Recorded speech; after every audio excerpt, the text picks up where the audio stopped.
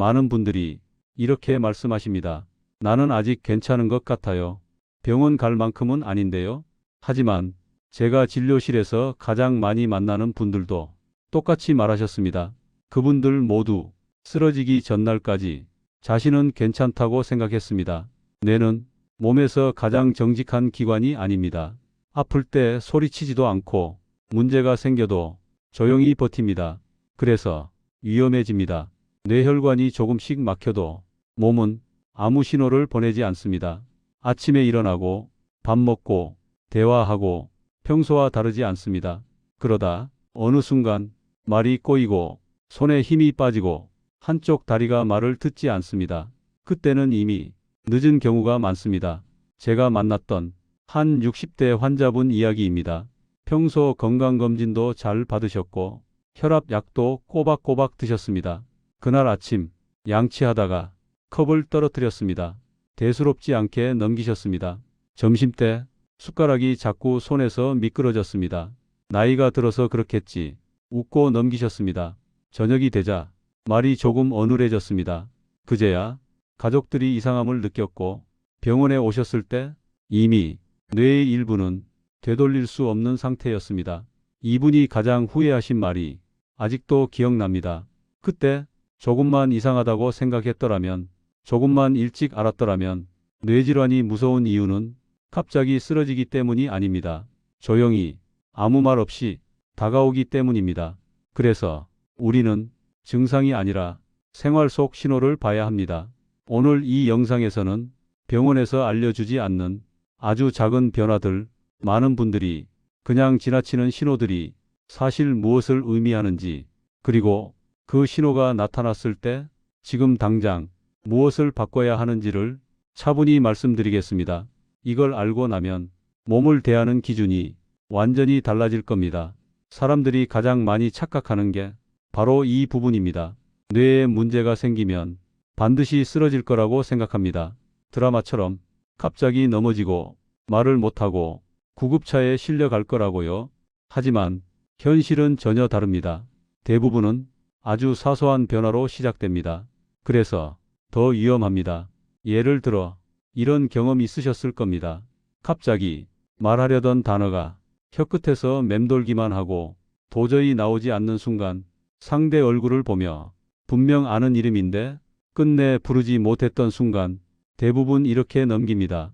아, 내가 요즘 피곤했나 보다. 또는 이런 경우도 많습니다. 계단을 내려가다 발이 살짝 헛디뎌 깜짝 놀란 적, 바닥이 미끄러웠겠지, 신발이 문제였겠지. 하지만 같은 일이 반복된다면 그건 우연이 아닐 수 있습니다. 또 한 가지, 글씨가 예전보다 삐뚤어졌다는 이야기, 숟가락질이 괜히 어색해졌다는 느낌, 이런 변화들은 근력 문제가 아니라 뇌에서 손으로 가는 신호가 미세하게 흔들릴 때 나타납니다.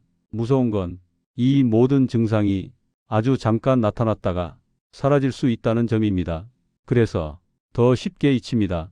하지만 이 짧은 신호들은 몸이 보내는 마지막 예고일 수 있습니다. 제가 진료실에서 가장 안타까웠던 장면은 환자분이 이렇게 말할 때입니다. 그때 잠깐 이상했는데 금방 괜찮아졌어요. 바로 그 잠깐이 우리를 살릴 수 있었던 시간이었습니다. 뇌는 기회를 여러 번 주지 않습니다. 작은 신호를 그냥 지나치면 다음은 훨씬 크게 옵니다. 그래서 중요한 건 아프냐 안 아프냐가 아닙니다. 어제와 오늘이 미세하게 달라졌는지 그 차이를 느끼는 게 가장 중요한 시작입니다. 이 기준을 알고 나면 몸을 바라보는 시선이 완전히 달라집니다. 괜찮다는 말보다 조금 이상하다는 감각을 더 믿게 됩니다. 그 감각이 당신을 지켜줍니다. 이제 이런 생각이 들 수도 있습니다. 그럼 병원에 가서 검사부터 받아야 하는 건가요? 물론 검사는 중요합니다. 하지만 문제는 대부분의 사람들이 검사를 받을 때쯤이면 이미 많은 시간이 지나 있다는 겁니다. 왜냐하면 뇌의 문제는 검사보다 먼저 생활 속에서 신호를 보내기 때문입니다. 아주 평범한 하루에서 조용히 드러납니다. 예를 들면 아침에 일어났을 때 한쪽 손이 유난히 둔한 느낌, 양말을 신다가 손끝이 말을 안 듣는 느낌, 단추를 채우는 게 괜히 번거로워진 느낌. 이건 근육이 약해져서가 아니라 뇌에서 내려오는 명령이 조금 늦어졌을 때 나타나는 변화입니다. 또 이런 경우도 있습니다. 전화를 하다가 상대방 말이 평소보다 이해하기 어렵게 느껴지는 순간 귀는 멀쩡한데 말이 한 번에 들어오지 않는 느낌. 이것 역시 집중력의 문제가 아니라 정보를 처리하는 속도가 느려졌다는 신호일 수 있습니다. 많은 분들이 이런 변화를 그냥 컨디션 문제로 넘깁니다. 어제 잠을 설쳤나 보다. 요즘 스트레스가 많아서 그렇겠지. 하지만 이런 핑계가 반복되기 시작하면 몸은 이미 같은 메시지를 여러 번 보내고 있는 중입니다. 뇌는 한 번에 크게 고장 나지 않습니다. 조금씩 속도를 늦추고 조금씩 반응을 늦추다가 어느 순간 큰 사고로 이어집니다. 그래서 중요한 건 검사 수치보다 생활의 리듬입니다. 최근 들어 이상하게 하루가 버겁게 느껴진다거나 멀쩡히 앉아 있다가도 집중이 툭 끊기는 느낌이 잦아졌다면 그건 몸이 쉬어야 한다는 신호가 아니라 뇌가 정비가 필요하다는 신호일 수 있습니다. 이 단계에서 아주 작은 선택 하나가 앞으로의 방향을 완전히 갈라놓습니다. 대부분은 괜찮겠지 하고 지나가고 소수만이 생활을 먼저 점검합니다. 무엇을 먹고 있는지, 어떻게 자고 있는지, 하루를 얼마나 몰아서 쓰고 있는지. 이 차이가 몇 년 뒤 완전히 다른 결과를 만듭니다. 아직 돌아갈 수 있는 시점에 신호를 알아차리는 것, 그게 가장 현명한 대응입니다. 뇌는 지금도 당신에게 말을 걸고 있습니다. 문제는 그 목소리를 듣고 있느냐입니다. 여기서 많은 분들이 가장 크게 오해하는 부분이 있습니다. 뇌를 지키려면 큰 병이 생긴 뒤에 대처해야 한다고 생각합니다. 약을 늘리고 검사를 반복하고 치료를 시작해야 한다고요. 하지만 제가 수많은 환자들을 보며 확실하게 느낀 건 방향이 완전히 반대라는 점입니다. 뇌는 사고가 난 뒤보다 사고가 나기 전의 환경에 훨씬 민감합니다. 특히 매일 반복되는 아주 사소한 습관들, 이게 뇌혈관의 상태를 조용히 결정합니다. 예를 들면 아침을 거르거나 커피로만 하루를 시작하는 습관, 점심은 급하게, 저녁은 늦게, 밤에는 스마트폰을 붙잡고 잠드는 생활. 겉으로는 아무 문제 없어 보입니다. 하지만 이 패턴이 계속되면 뇌는 늘 긴장 상태에 놓입니다. 혈관은 쉴 틈 없이 수축과 확장을 반복하고 피는 점점 끈적해집니다. 이 변화는 통증을 만들지 않습니다. 그래서 사람들은 문제가 없다고 착각합니다. 하지만 뇌혈관은 이미 예민해져 있습니다. 제가 만난 한 분은 이렇게 말씀하셨습니다. 검진에서는 늘 정상이라서 안심했어요. 그런데 어느 날 갑자기 말이 안 나왔어요. 검사는 그 순간을 예측해 주지 않습니다. 검사는 지금 상태만 보여줄 뿐 앞으로의 위험은 생활 속에 숨어 있습니다. 그래서 뇌를 지키는 시작은 거창한 치료가 아니라 하루를 어떻게 쓰고 있는지 다시 보는 데서 출발해야 합니다. 언제 먹는지, 얼마나 쉬는지, 하루를 몰아서 쓰고 있지는 않은지, 이걸 바꾸지 않으면 아무리 검사 결과가 좋아도 안심할 수 없습니다. 반대로 이 부분을 바로잡으면 숫자가 조금 부족해 보여도 몸은 훨씬 안정됩니다. 뇌는 숫자보다 리듬을 더 믿습니다. 그래서 이 시점에서 우리가 해야 할 일은 단 하나입니다. 뇌를 계속 긴장시키는 환경을 하나씩 줄이는 것.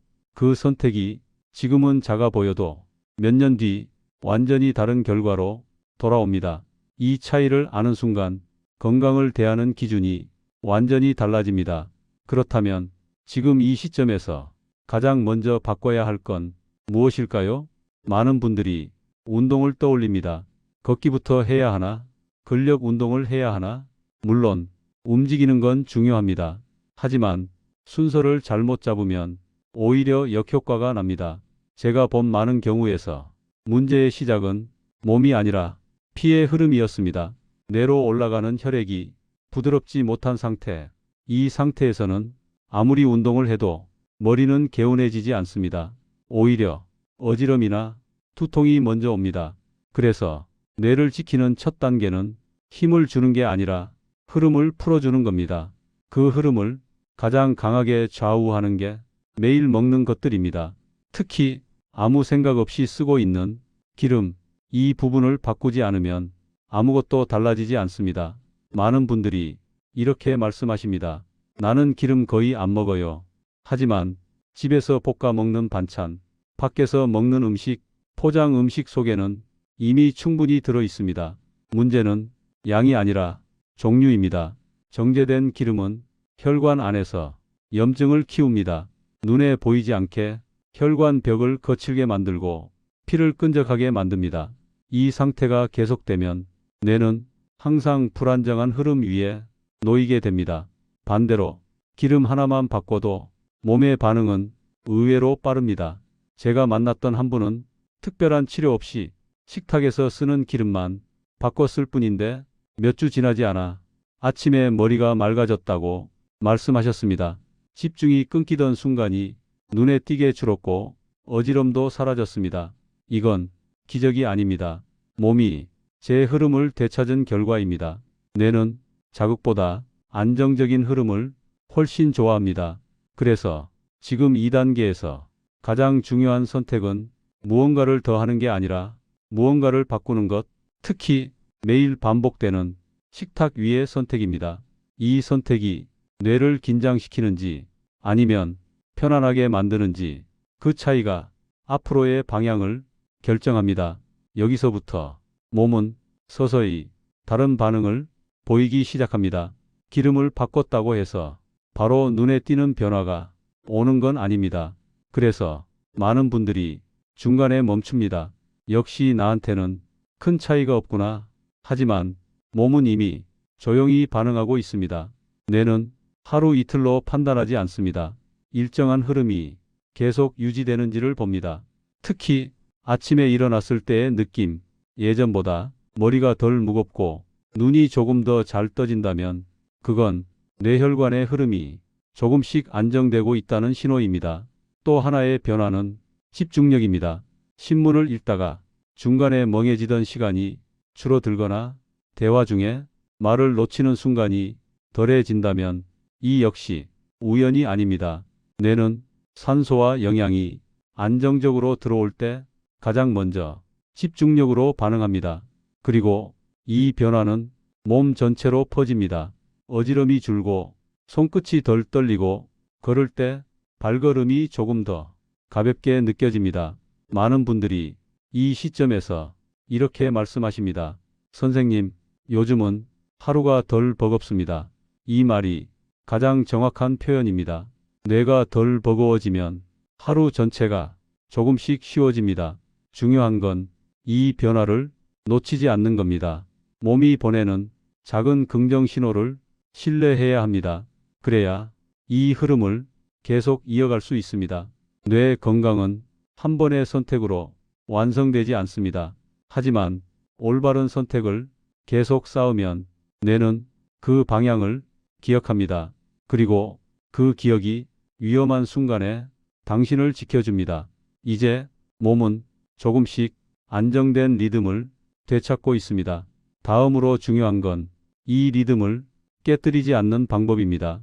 바로 일상에서 무심코 반복하는 행동들, 그 행동들이 뇌를 다시 긴장시키고 있는지 아니면 지켜주고 있는지 그 차이를 알아야 할 시점입니다. 이쯤 되면 이런 질문이 생깁니다. 그럼 나는 지금 어느 정도 단계일까? 이미 위험한 건 아닐까? 이 질문을 하는 것 자체가 아직 늦지 않았다는 뜻입니다. 정말 위험한 경우는 아무 의심도 하지 않을 때입니다. 뇌는 마지막 순간에 큰 소리를 내지 않습니다. 대신 작은 신호를 여러 번 보냅니다. 그 신호를 하나라도 느끼고 있다면 아직 선택할 시간이 있습니다. 여기 스스로 점검해 볼 수 있는 기준이 있습니다. 최근 들어 하루가 끝났을 때 유난히 머리가 지치는 느낌이 잦은지, 집중하려고 하면 이전보다 버티는 시간이 짧아졌는지, 갑자기 사소한 일에도 짜증이 늘었는지 이 중 두 가지 이상이 겹친다면 뇌가 휴식이 아니라 정비를 요구하고 있다는 뜻입니다. 이건 의지의 문제가 아닙니다. 뇌는 너무 오래 참아왔을 뿐입니다. 이 시점에서 가장 위험한 선택은 아무것도 하지 않는 겁니다. 괜찮겠지. 조금 지나면 나아지겠지. 이 생각이 시간을 가장 많이 빼앗아 갑니다. 반대로 가장 안전한 선택은 아주 작은 변화 하나를 지금 시작하는 겁니다. 생활 리듬을 조금 늦추고 먹는 걸 조금 정리하고 하루에 뇌가 쉴 수 있는 시간을 의도적으로 만드는 것. 이 정도만으로도 뇌는 회복할 준비를 합니다. 뇌는 회복이 빠른 기관입니다. 환경만 바뀌면 생각보다 빨리 안정됩니다. 중요한 건 완벽이 아니라 방향입니다. 지금 어느 쪽을 향해 가고 있는지 그 방향이 앞으로의 결과를 만듭니다. 이걸 지금 알고 있다는 것 그 자체가 이미 큰 차이입니다. 이제 남은 건 이 흐름을 어떻게 마무리하느냐입니다. 그 선택이 앞으로의 시간을 결정합니다. 이제 이 이야기를 정리할 시간입니다. 뇌는 갑자기 무너지지 않습니다. 조용히 오래 참다가 한 번에 무너집니다. 그래서 지금까지의 선택이 무엇보다 중요합니다. 오늘 이야기에서 가장 기억하셔야 할 건 복잡한 의학 지식이 아닙니다. 내 몸이 어제와 조금 달라졌다는 느낌, 그 감각을 무시하지 않는 것, 그게 가장 강력한 예방입니다. 완벽하게 관리하지 않아도 됩니다. 모든 걸 한 번에 바꾸려고 하지 않아도 됩니다. 다만 몸을 혹사시키던 방향에서 조금만 벗어나면 됩니다. 뇌는 그 작은 변화를 절대 놓치지 않습니다. 지금 이 순간에도 뇌는 회복할 준비를 하고 있습니다. 조건은 하나입니다. 계속 긴장하게 만들지 않는 것, 흐름을 막지 않는 것, 그리고 몸의 신호를 의지로 덮어버리지 않는 것. 오늘 이 영상을 들은 뒤 하루를 보내는 방식이 조금 달라진다면 그걸로 충분합니다. 그 변화는 눈에 보이지 않게 쌓이고 어느 날 확실한 차이로 돌아옵니다. 건강은 운이 아니라 방향입니다. 지금 이 방향을 알게 되셨다면 앞으로의 시간은 지금보다 훨씬 안전해질 겁니다. 이 영상이 도움이 되셨다면 혼자만 가지고 있지 마시고 같은 나이, 같은 고민을 가진 사람들과 나눠주세요. 그 한 번의 공유가 누군가의 미래를 바꿀 수도 있습니다. 오늘도 끝까지 함께 해주셔서 고맙습니다. 몸이 보내는 신호를 믿어도 됩니다. 이제 조금 편해지셔도 됩니다.